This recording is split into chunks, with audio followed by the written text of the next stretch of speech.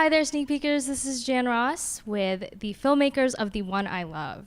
Here we have Charlie McDowell, the director, and Mark Duplass, who is the lead actor and executive producer. Hi, guys. Hello. Hello.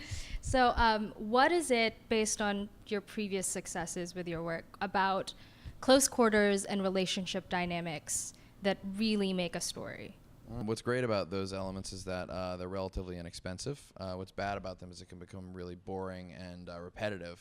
So when we were approaching making this movie, we were interested in doing sort of a relationship dramedy that was a nice in-depth relationship study about a couple on the rocks that's trying to figure out whether they should stay together or split up, but also introduce a totally new element into that story. And for us, that was kind of a fantastical, almost sci-fi element.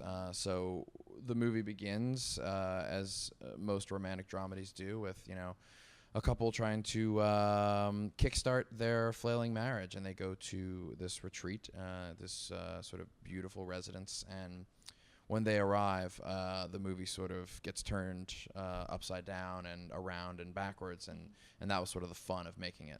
That's amazing. How long did it take you guys to shoot? Very quickly, right? Yeah, we shot it in 15 days, so it was quick, and we did a lot of kind of character work beforehand, and I did a lot of shot listing and sort of pre-production stuff, and so when we were on set, it was kind of like, okay, let's just plow through it. So there's three main actors. Mm-hmm. How was that for you and for Elizabeth Moss and Ted Danson? This was one of the more fun roles I've ever played. It demanded, me in particular, and also Elizabeth Moss playing lots of different sides, of our personalities and sides that I don't even have. And there are times we needed to be, sweet and contrite and loving and forgiving. And there are times we needed to be nervous and anxious and suspicious. And other times we had to be, mean and downright vindictive and borderline evil. And that's really cool to get to play those shades. So not only was it a big challenge, but it was a fun discussion point for all of us. Again, how do we make this credible? How do we make this interesting? How do we sort of, push the boundaries of this sort of romantic comedy genre? And that's what led us to this crazy plot. That's awesome. Charlie,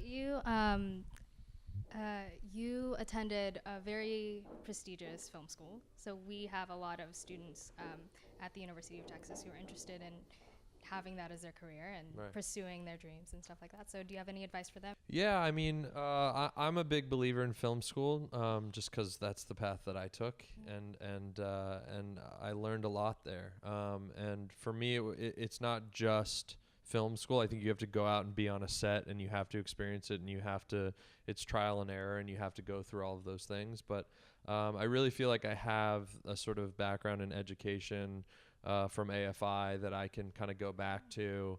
And so I think something that I would say to students is go out and make stuff, go shoot stuff. It's cheap now, and you can get friends together, and you can find actors, and you can just go sort of have your trial and error and figure out your own voice and who you are, and don't just wait around on other people to tell you can do it.